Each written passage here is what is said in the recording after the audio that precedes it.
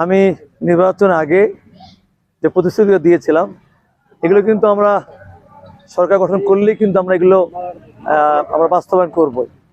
সেক্ষেত্রে আমি এর পরেও বিশেষ করে আমার এই এলাকার উন্নয়নের জন্য, এই এলাকার মানুষের সমস্যাগুলো সমাধান করার জন্য, এই মানুষের বিশেষ করে রাস্তাঘাট, মসজিদ, মাদ্রাসা, বেকারত্ব, তারপরে নেশামুক্ত করা।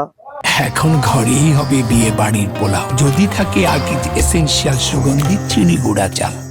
এবং আমাদের জীবন জীবিকার উন্নতি করা এবং সনাতন যেন নিরাপদে নির্বিঘ্নে স্বচ্ছন্দে ধর্মকর্ম পালন করতে পারে, জীবন জীবিকা করতে পারে, এই বিষয়গুলো আমি বারবার উল্লেখ করছি। এবং ফ্যামিলি কার্ড, কৃষক কার্ড, স্বাস্থ্যসেবা, বেকারত্ব দূরীকরণ, আমাদের এইগুলো যে আছে এই বিষয়গুলো থাকবেই। এবং আমি বিশেষ করে আমাদের এই বদা এলাকায় আমাদের বিশেষ করে যে একটা রোড আছে, আমাদের হাইওয়ে রোড, সেটা কিন্তু প্রতিনিয়ত প্রায় 2000-এর মতো ট্রাক চলাচল করে বিকাল থেকে রাত 9টা-10টার মতো। সেটা প্রতি মাসে কিন্তু একটা না একটা দুর্ঘটনা ঘটে। অনেকে মায়ের বুক খালি হচ্ছে, অনেক মা বিধবা হচ্ছে, অনেক বোনরা তার স্বামী হারা হচ্ছে।